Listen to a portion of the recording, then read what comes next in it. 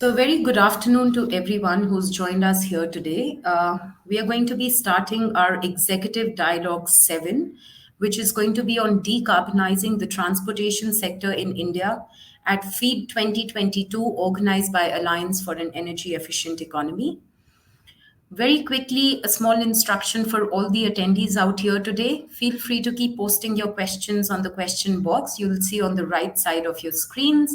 We'll take up as many questions as possible towards the end of the session. That's practically the last 10 minutes of the session. So, without much ado, I'm going to quickly jump into inviting our expert speaker for the day. It's my privilege and honor to be inviting Dr. Sanjeev Kumar, an IAS officer of 1993 batch, Maharashtra cadre, who assumed the charge of Chairman, Airport Authority of India. Welcome, sir. He possesses wide experience of infrastructure and finance sectors in the government of Maharashtra, the government of India.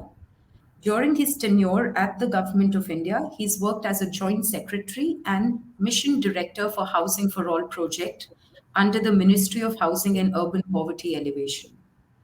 He also designed and launched the Pradhan Mantri Awas Yojana, commonly referred to as PMAY, in his capacity. A very warm welcome and over to you, Dr. Sanjeev. Thank you very much, Ms. Kamal. And just lighter vein, still, I am not a doctor. Now I think I don't want to become doctor also. So thank you anyway to make me doctor at least on this platform. I haven't done any PhD. Just for thank you for inviting me and all the participants, all the people who are participating as speakers. Dr. Chaudhary, Dr. Ray. I think Jen Chaudhary also, I'm not sure whether he's doctor or not, but Mr. Chaudhary, Dr. Ray, and my friend Satish, I don't know whether he is live in the audience or wherever. My classmate from engineering, Mr. Satish. Thank you, all of you, for inviting me. I'm not expert on as such on this subject, but having worked in electricity sector for many years and now in airport, so some sort of linkage I have with this subject, which is a very, very important subject. So decarbonization of economy basically, and from their transport sector, and from transport sector, one has to come to the civil aviation for me to become relevant in this fora right now. And in civil aviation, the job which I look after is airports. So decarbonization of airports is a very, very important aspect of my working, my organization's working, and we have started working in that direction in consonance with the goals which Honorable Prime Minister has initiated as his 5 commitments in Glasgow COP26 UN Climate Conference.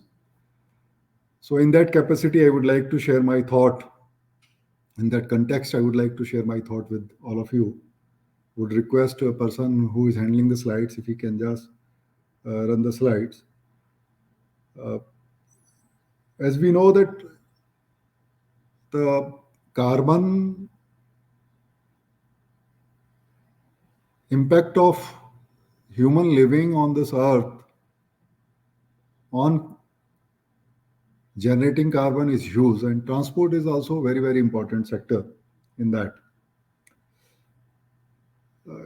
Are you able to see the slides? Because I am not able to see the slides here.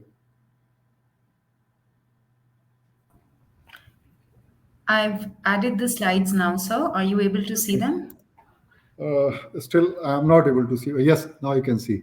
You can? Okay, perfect. Thank Yeah. you. So some numbers basically to set the context that Indian transport sector account for 17% of India's total final energy consumption, that is 620 million ton oil equivalent in 2019, as per the IEA's estimate in 2021.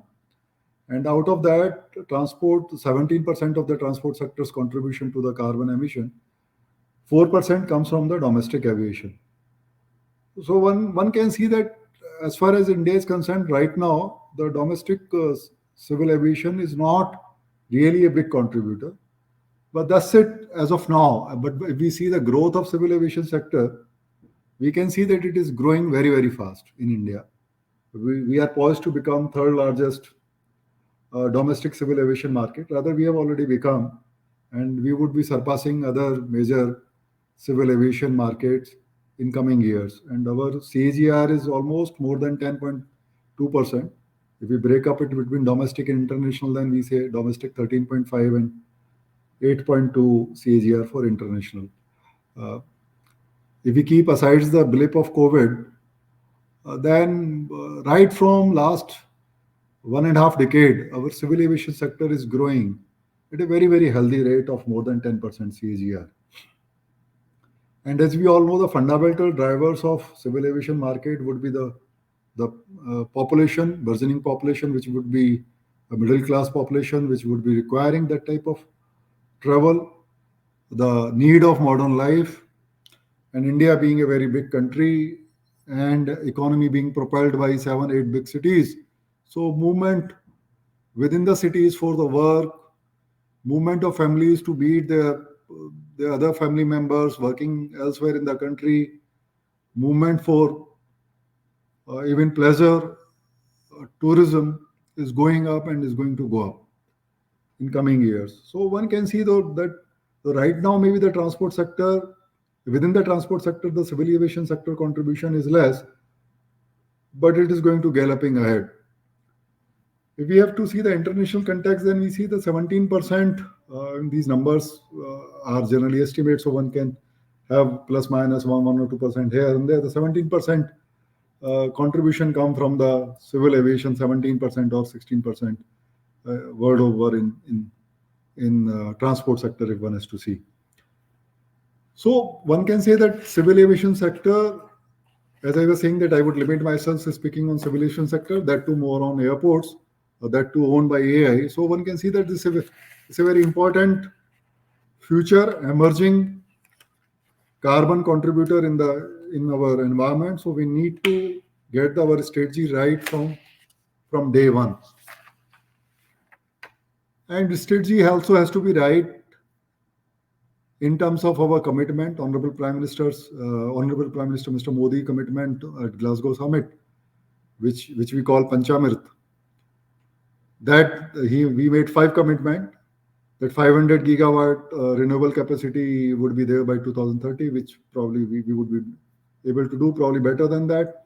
50% energy consumption of India would be coming from renewables by 2030, and energy and intensity of carbon in economy would be reduced by 45%. And if we see the absolute target of reduction of carbon emission, this would be by 1 billion ton by 2030. And the most important commitment which Honorable Prime Minister made, that by 2070, we would be net zero economy. So with that context, civil aviation sector would have to work. And if we go to the next slide, we can see that enabling frameworks are being developed by Civil Aviation Ministry and other regulator in India. Can we move to the next slide, please? So policy and regulatory framework being provided by ministry comes in the form of National Civil Aviation Policy, which talks about sustainable aviation development, regional air connectivity. So sustainable as an umbrella word include environment sustainability, and also then carbon emission become very, very important parameter on that.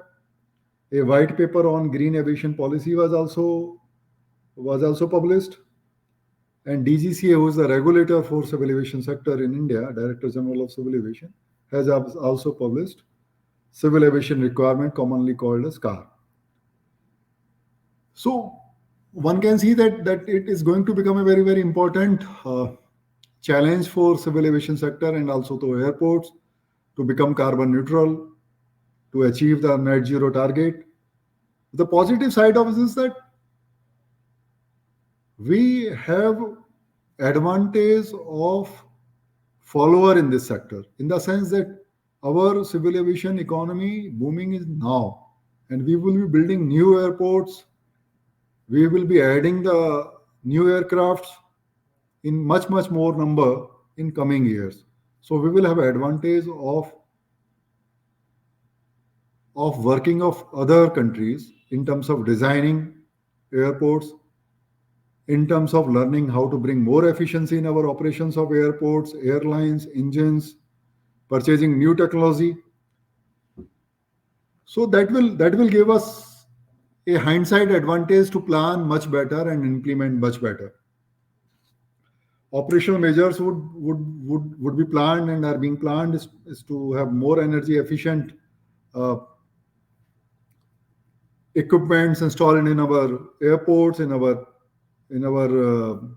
fleet of aircrafts, integration of renewable energy, promoting all other aspects which can be promoted to reduce the energy intensity of airports and airlines, and to provide that even reduced energy intensity through renewable energy. One example which I would like to share is the Leh Airport. Many of you might have seen a video which was published on Twitter by Mr. Sonam Wangchuk, putting the construction of new Leh civil terminal in the context of zero net zero carbon emission, and the debate which it created internally and externally was very healthy. So we also took it in a very right spirit.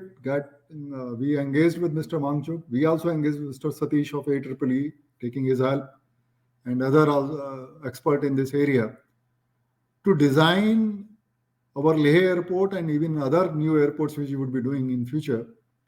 From day one, we want to design in a context where we can meet net zero carbon, at least on operational parameters. So that's the advantage of being a emerging civil aviation market, a developing civil aviation market now, and we have to keep our eyes and ears open to scout for new technologies, to scout for new method of doing the operational things in our airports, so that our dependence on energy can be reduced and whatever energy we require can be generated through renewable energy. So if we go to the next slides, we would like to just show you some analysis which we have done for our airports with the help of AEEE. We shared some data with them. We are working with them, and this is the indication which we have got right now, that how much energy per passenger traffic we are consuming in our major and minor airports, and what is the energy intensity of our aircraft movement. So this sets the basically a datum line to us, a baseline to us, and now we would work to reduce the energy intensity per passenger and energy intensity per aircraft, so that we become the net zero carbon emission company. If you go to the next slide, we have already chalked out a program where we will be generating all our energy requirement in our existing 100 airport out of that 87 operational airports by 2024 through renewable energy. As of now, our 26 airports have become, let's say, dependent on renewable energy. Remaining airports we are adding each year. And our plan is that to meet our 462 million unit annual requirement of 2024, we would be generating all of them through renewable energy. And as I said earlier, for future new airports, we would be designing airport in manner using the technology, building technology material in a manner where the energy requirement itself goes down, and whatever energy requirement is there is met by the renewable energy. So that's the path which we have chosen for ourselves.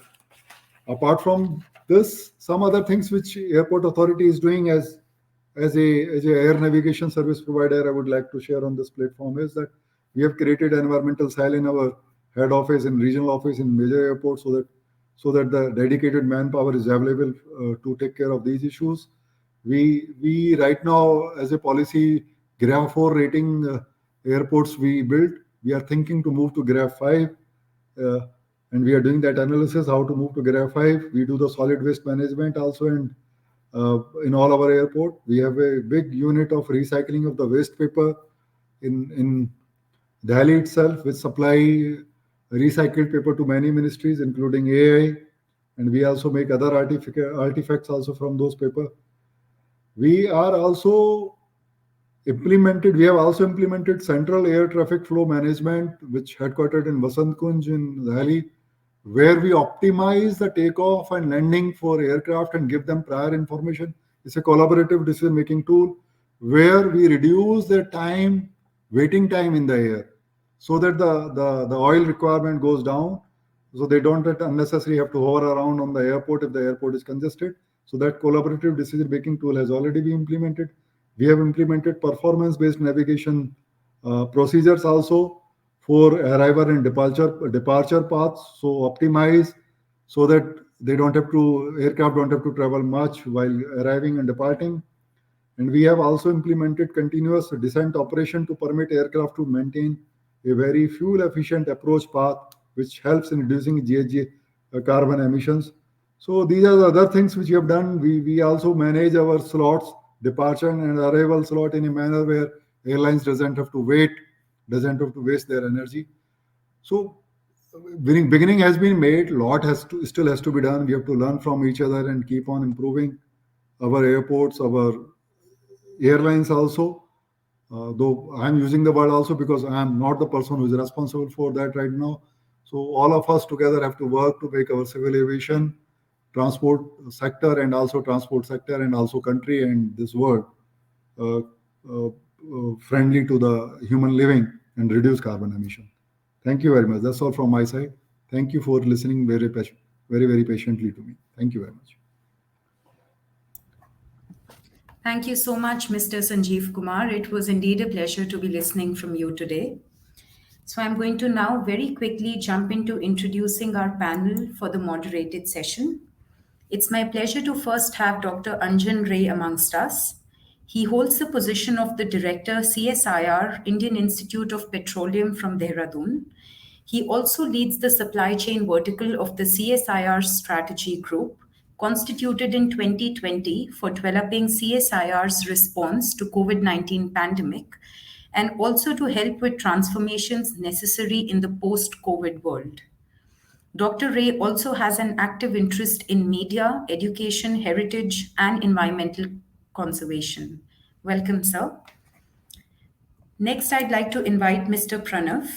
Mr. Pranav Srivastava has over 18 years of rich experience. He specializes in engine powertrain system. He's currently working at Denso International India Private Limited in the R&D segment, and he's holding the concurrent position of the head of the Powertrain Department and Regulatory Affairs Department. He set up the Common Rail Fuel Injection System Application Development Team in India. Recently, he's also been assigned an additional responsibility for greening the powertrain of Indian automotive and project leader for carbon neutral initiatives for Denso in India. It's a pleasure to have you, Mr. Pranav. Next, I have Ms. Rupa Nandi.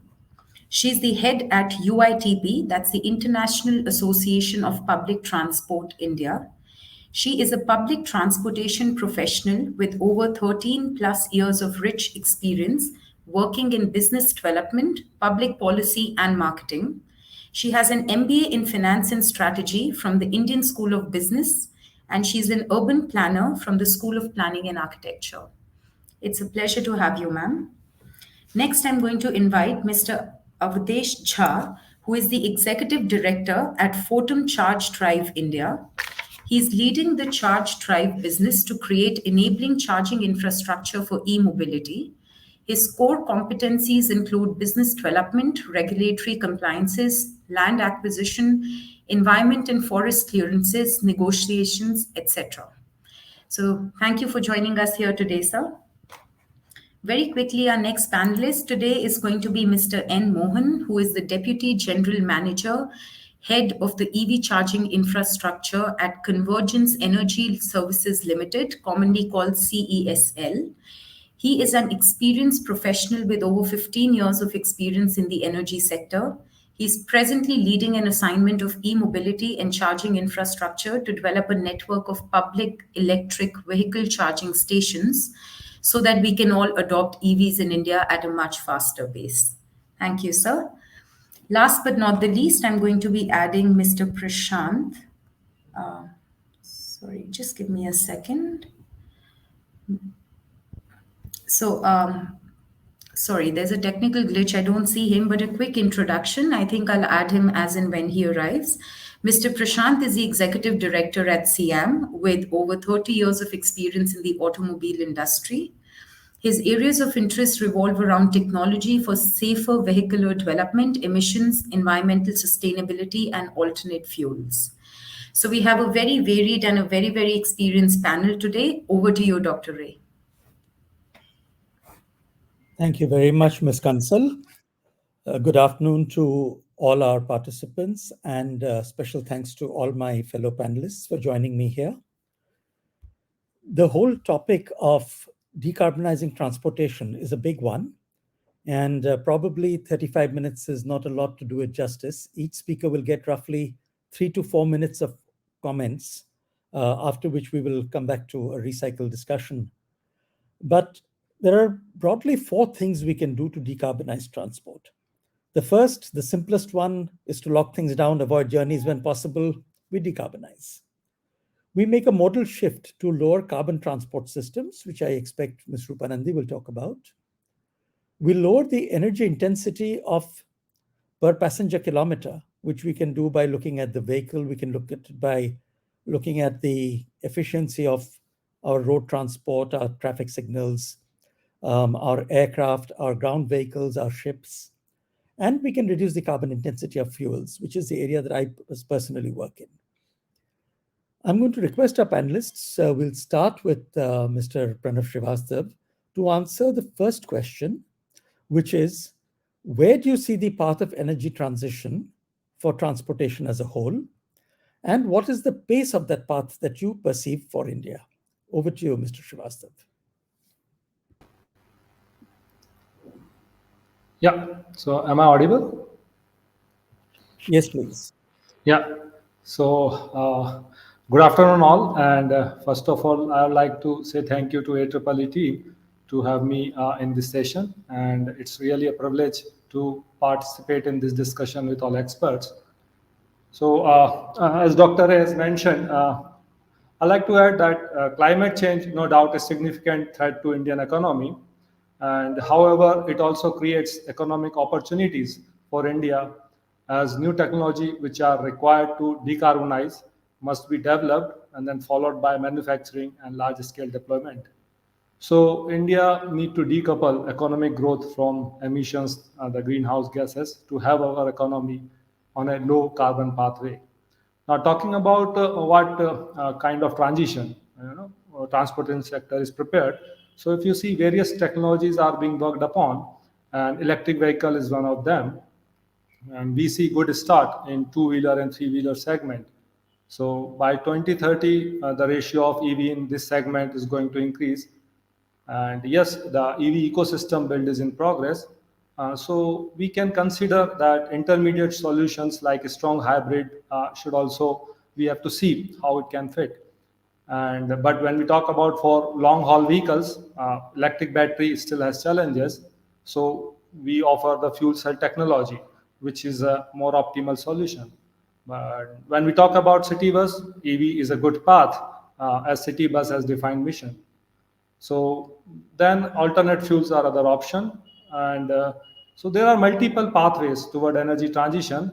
And important is we must consider a suitable solution rather than, the picky or stick to one technology.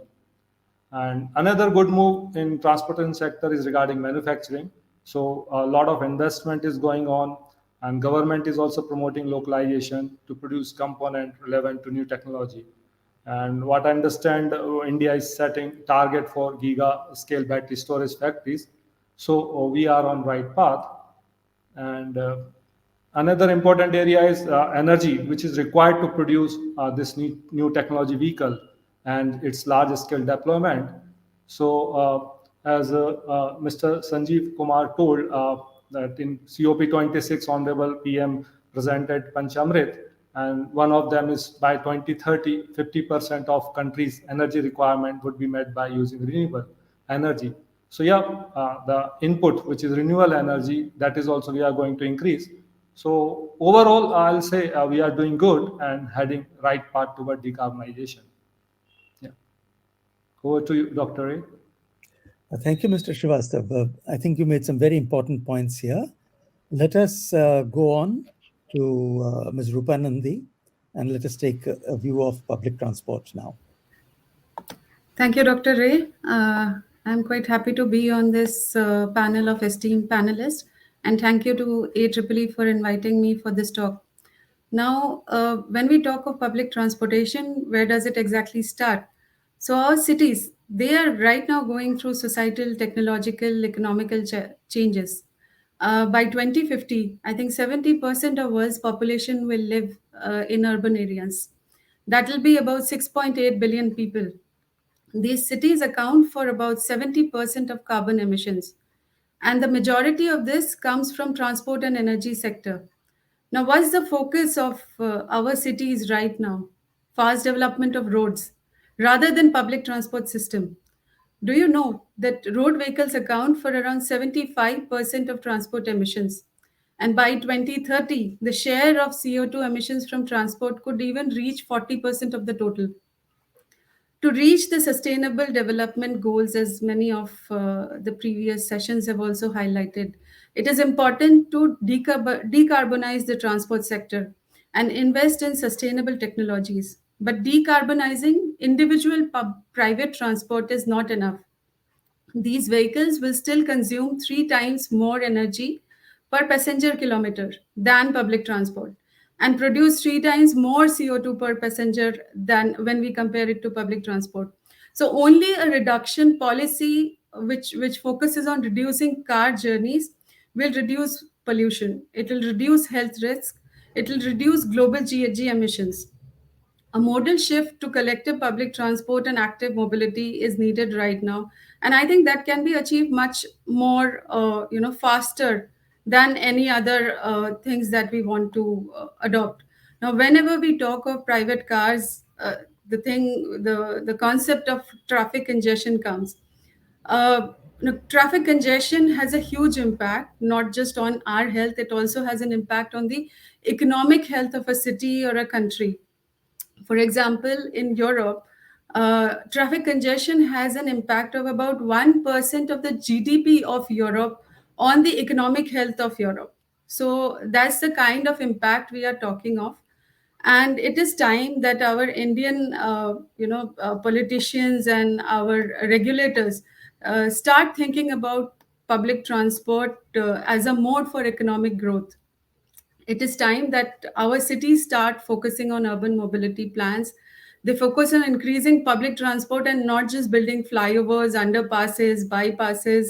It is time for us also to stop looking at car as a GDP increaser and car manufacturing as a GDP increaser for that matter. And for transportation, we need to find sustainable solutions that will not just displace the source of pollution, and just decrease at a local level. So we need to look at it from an overall level. And transitioning to sustainable energy is a challenge for cities. It is a challenge for transport operators who must invest in research, technological development, and developing the expertise. But savings by prioritizing public transport over private cars will definitely exceed the costs of investment on public transport. So I'll end my thoughts here saying that the biggest way to decarbonize transport is by switching to public transport, and more so switching to the cleaner modes of public transport. Thank you. Thank you, Ms. Nandi. So you've made a very clear case over there. And I will add that I think this was moving in the right direction before the pandemic struck. And the risks of the pandemic have made people a little public transport shy. But I will take the opportunity to use this forum to make the announcement that we have just introduced our first air decontamination solutions for virus removal from CSIR. It's a pan-CSIR initiative by the Government of India. And it is being fitted up in buses and in railway trains to make at least AC and recirculated air essentially virus-free. So you will be seeing those deployed, and I think that should encourage readoption of public transport in the coming months.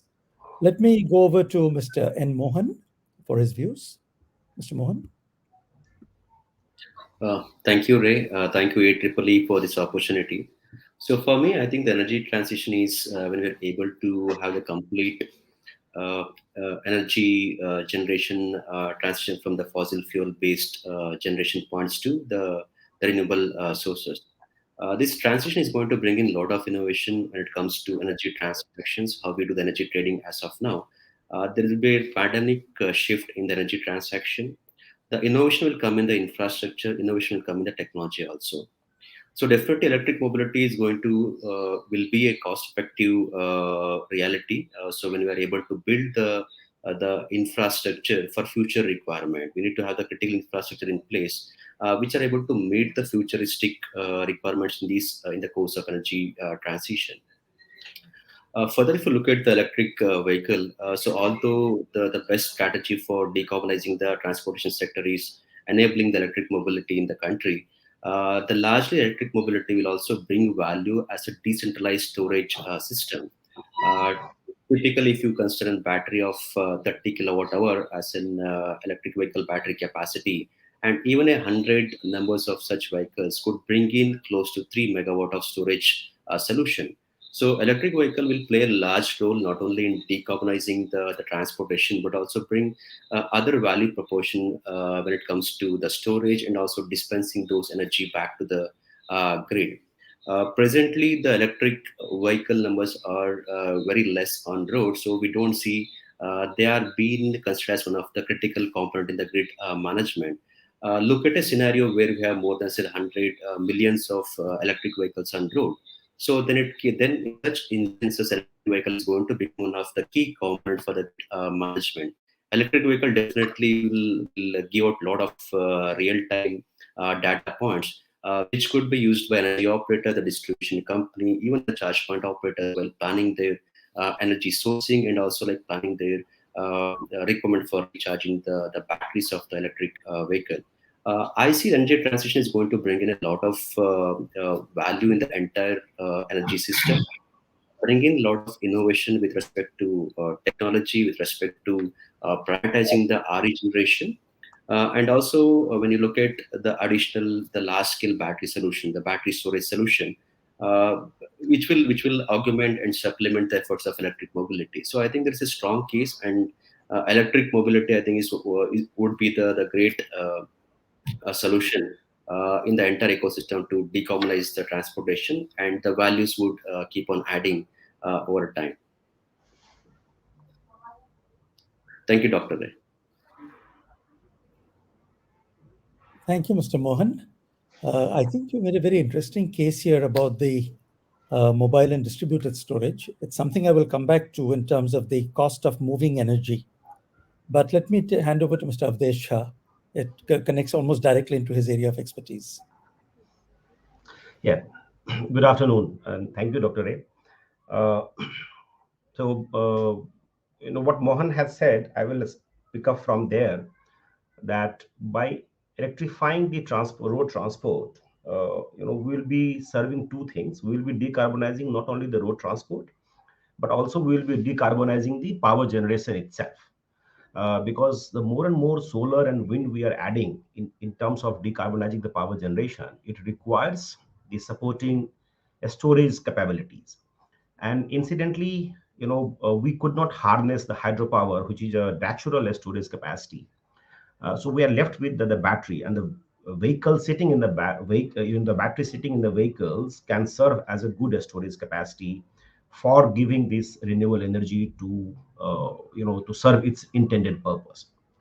So having said so, because Mohan has already touched base on that, what I would like to raise an important issue in this deliberation is that while we are talking about that the public transportation should be encouraged, we should also be mindful that what type of public transportations we should encourage, or do we have the infrastructure to support the public transportations?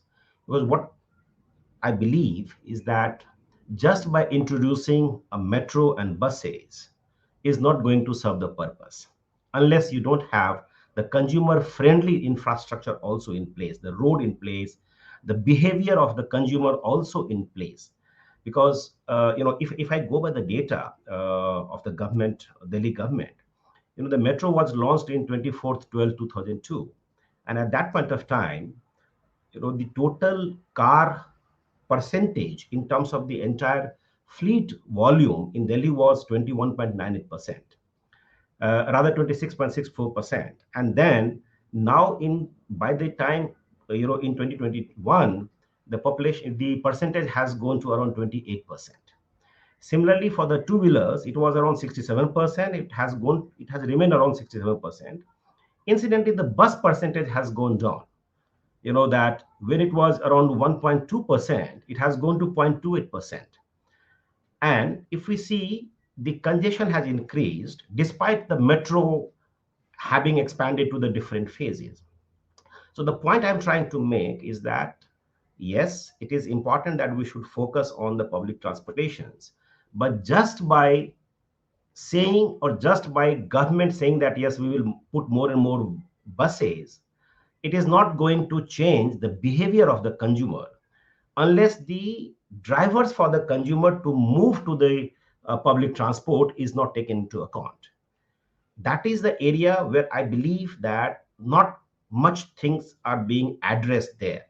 So that is one area which I personally believe that the government, with the think tanks, and especially from, I would say, from the behavioral scientist, if they can factor in these aspects, that what would drive the people to switch to the public transport. Otherwise, having more and more buses will not serve the purpose. Second, I personally believe that the buses has an important role to play compared to the metro rail.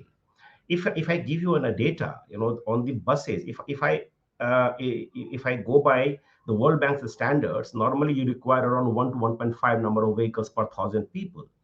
Now, in terms of that, the Delhi should have around 14,000 of buses. Currently, Delhi has close to around 6,000 fleets, including DIMTC buses. Now, if we consider 1 crore or 1.5 crore, 1.25 crore as a per electric bus cost, so it means you'll be requiring around 14,000 if you want to change the entire existing fleet and meet the standard norms. You'll be requiring around 14,000 crores on the buses electrifications. Whereas to construct 8.6 kilometer of metro in Kanpur alone, you are spending around 12,000 crore as of now. What will be the actual cost after constructions? We don't know, but 12,000 crore for 8.6 kilometer, and in 14,000 crore you will be entirely electrifying the entire bus fleet of a particular, the national capital. So I think the priority of the public transportations interstate should also be decided, not just that metro looks glamorous, then we should go for the metro. The buses serves a better purpose, and road construction should be focused that it should be made more consumer friendly. Then the public transportations will have a better role to play. Thank you. Back to you, Mr. Ray. Thank you very much, Mr. Shah. A very strong case, evidence-based, for strengthening bus transport. And we've seen that in most major green cities of the world, buses play a very important role. So I'm going to come now to Mr. Banerjee, who in a sense is the pivotal person here representing the automotive industry. And I'm going to ask you one additional difficult question, which is that if you wanted to decarbonize transport indirectly, is there a study currently on for the scrappage policy where a large number of vehicles will be scrapped and a large number of new EVs will come in? Does it actually justify that amount of energy cost and scrappage to bring in those EVs? Please add that to your exposition and your last 4 minutes in this panel. Thank you very much, Dr. Ray, and I'm very pleased to be here and privileged. Sustainable Earth means we have to have a sustainable mobility. And sustainable mobility means we have to decarbonize transportation. The decarbonization of transportation, as Dr. Ranjan Ray rightly questioned, that currently in India alone, we have 25 to 30 crore vehicles which are running on IC engine. Out of that, if you look at two-wheelers and four-wheelers petrol, that accounts for 20 crore vehicles. Now, these 20 crore vehicles plus diesel vehicles, maybe 5 to 6 crore diesel vehicles on existing roads. And we every year add 1.5 crore vehicle approximately. So if the focus is to decarbonize transportation, then it has to have a multifold focus. It should not be only focused on new vehicles, that how fast we can go electric and zero emission vehicles. That's of course an important area, but notwithstanding the focus on the new technology, new vehicles, our main focus should be on 25 crore vehicles which are on the road. How do we handle and decarbonize them? So I'm very proud to say that Niti Aayog constituted a committee under Mr. Neeraj, and I'm part of that committee.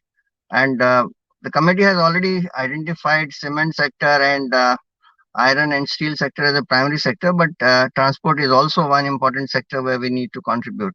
So coming to existing vehicle decarbonization, as PwC did the study and KPMG as well, Minister of Road Transport, instituted a study and then report is prepared. Based on that, only the scrappage policy of Government of India has been rolled out.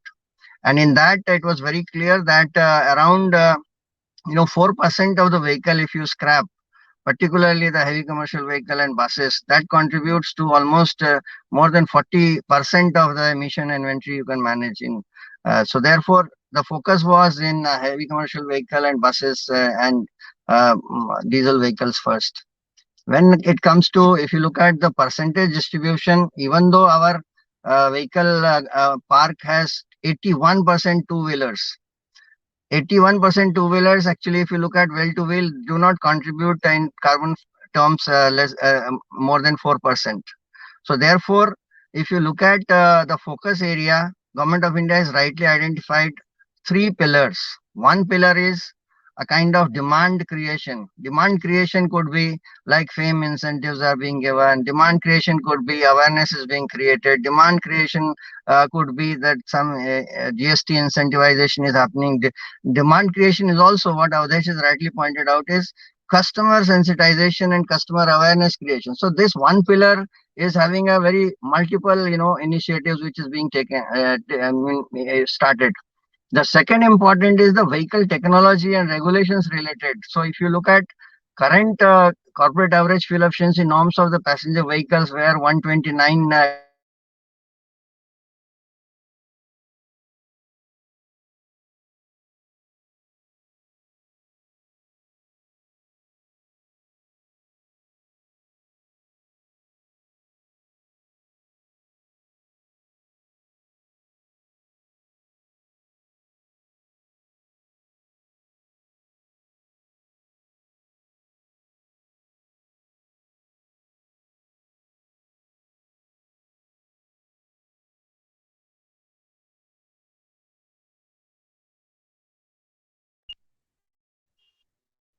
Am I audible?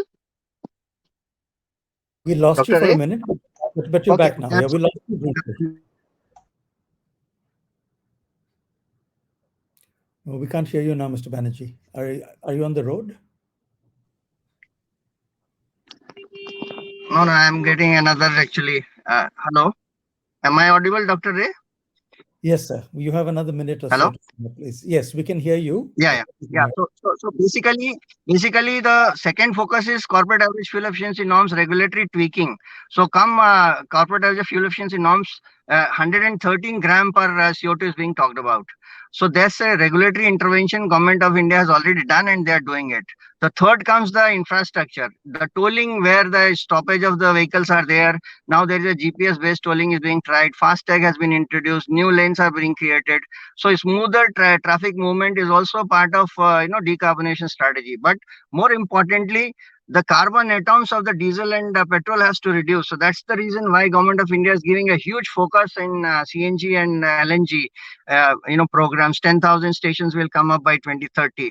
And post that, of course, with FAME incentives and local pollution mitigation point of view, electric is taking a big push, and three-wheelers, two-wheelers, and as well as the public transport electrification is the priority area. So I'm sure that commitment of auto industry is towards decarbonization, and at a pace which is sustainable, which is bearable, which is transformational, but it is acceptable and without causing too many unemployment with the changes in the system. So I would like to stop here as the time is limited to 1 minute. Thank you. Thank you, Mr. Banerjee. So a very good first round of expositions from everyone. And before we go on to the Q&A, let me direct a question that has come up in the theme of the discussion to both Mr. Mohan and Mr. Jha on what is the pace at which you see our grid becoming renewable, so that when we do electric vehicles, we are actually taking the benefit of that decarbonization. Mr. Mohan, would you like to go first? Sure. Sure. I think Mr.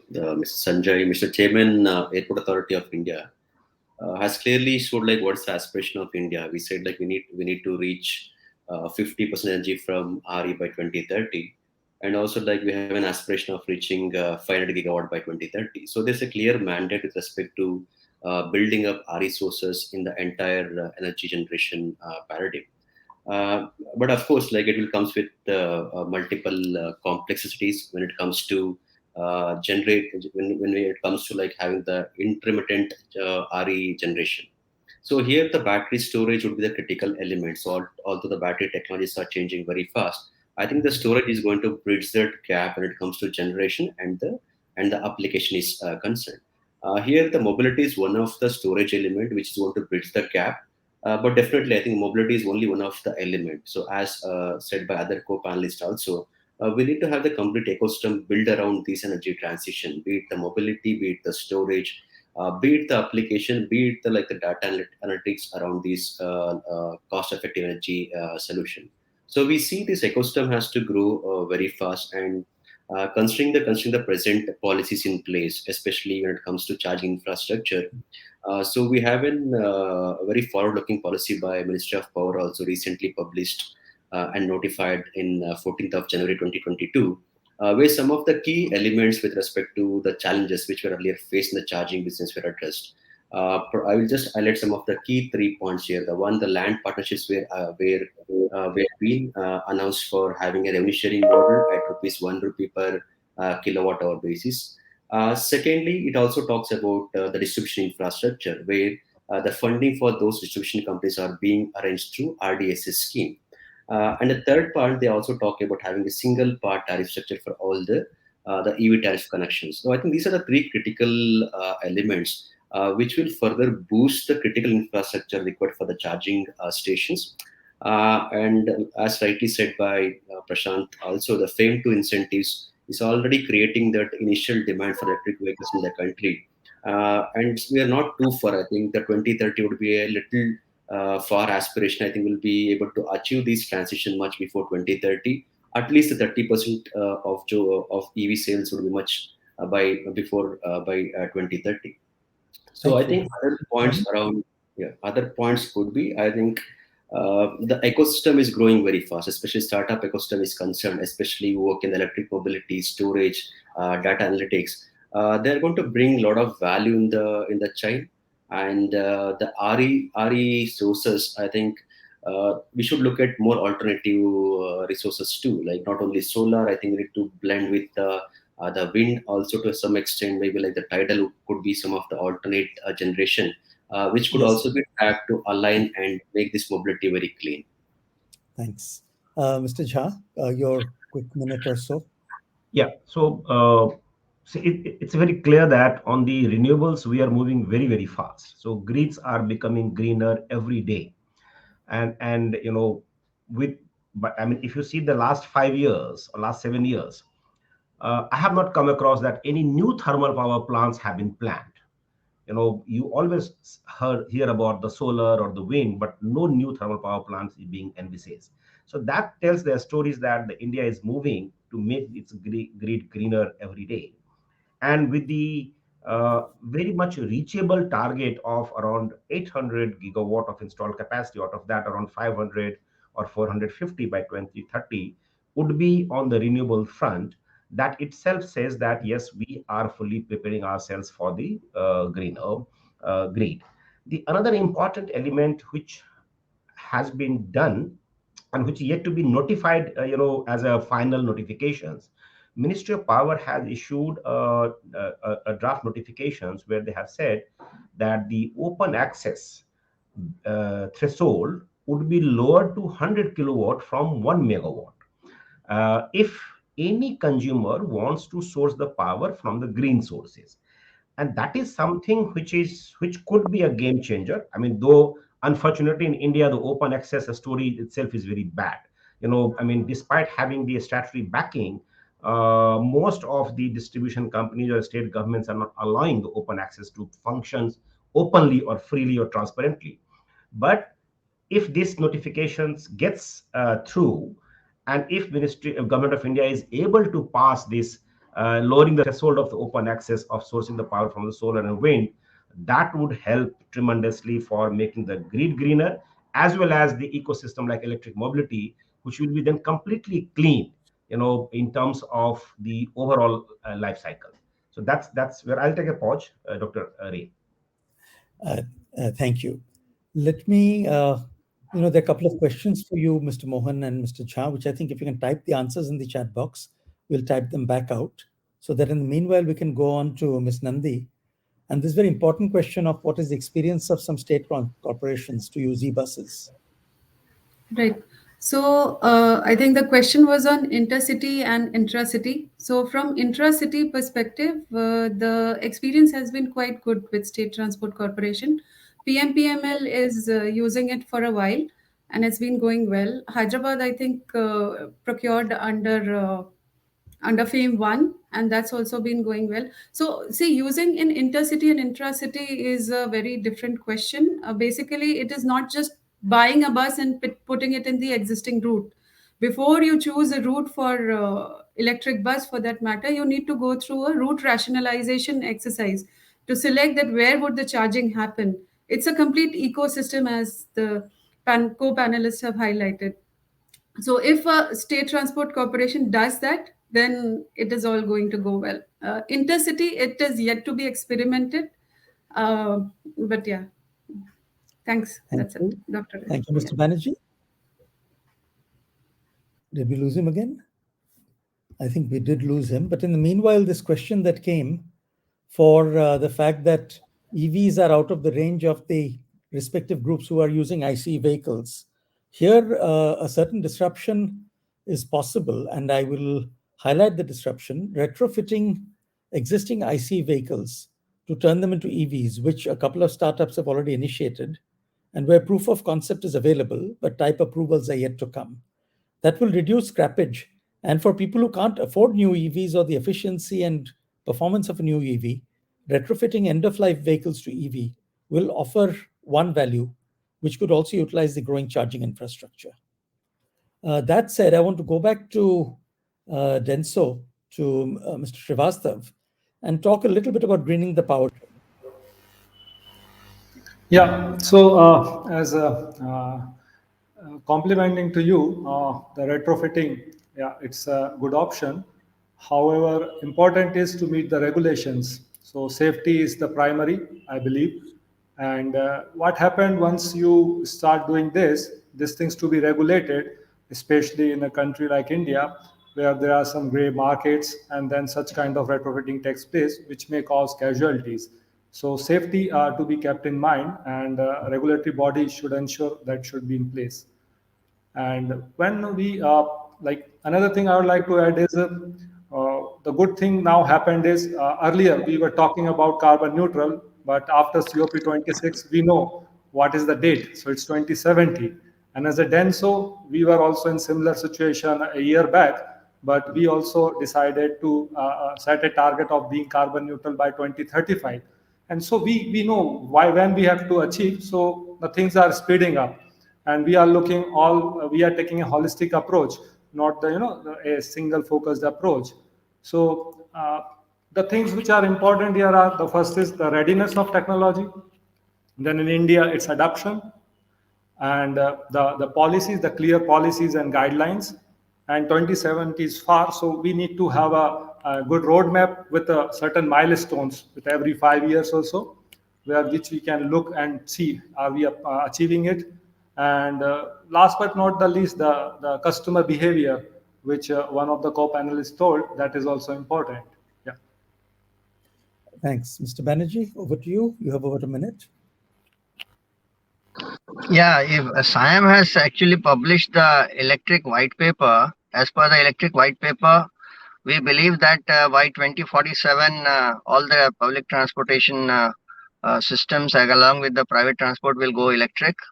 Of course, electric means it not the battery electric, it could be hydrogen fuel cell as well. And by 2030, near-term target, we see that 40% of our entire fleet, particularly with focus on 2-3-wheelers and the buses, will go electric. So that is the kind of estimation we have. And we will be very happy to support all the government initiatives of decarbonization. So including LNG, CNG first, and then followed by battery electric vehicles and fuel cell vehicles. So that is the kind of roadmap we are looking at. Thank you, Mr. Banerjee. So we are into the last minute or so. Let me wrap up.